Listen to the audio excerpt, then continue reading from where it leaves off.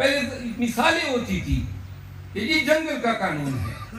آپ یقین کریں آنے والے دور میں مثال یہ دی جائے گی کہ کیا پاکستان کا قانون ہے. اور جنگل سے بھی گیا گزرا.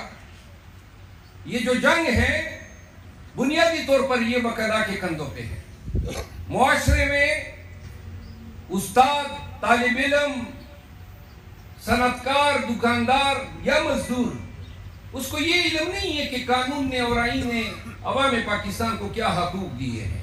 ان کو یہ علم نہیں ہے کہ اگر آج عوام نے اور پاکستان کے لوگوں نے اس جبر کے آگے گھٹنے ٹھیک دیے تو سب بھول جائیں کہ کبھی بھی پاکستان میں رول آف لا کا سورج طلوع ہوگا.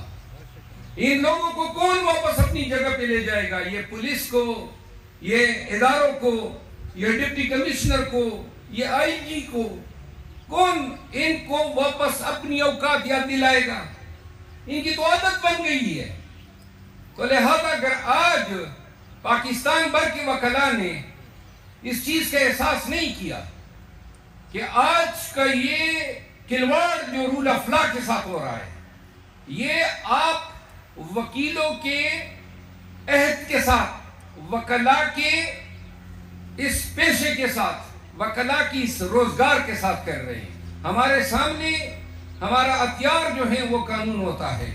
اگر قانون ہی نہیں ہے یا قانون پہ عمل کرنے والے کمپرومائز ہیں، سرنڈرڈ ہیں، تو آپ کا اختیار کہاں پہ گیا؟ کس بلبوتے پہ آپ کہیں گے کہ میں مظلوم کو انصاف دوں گا؟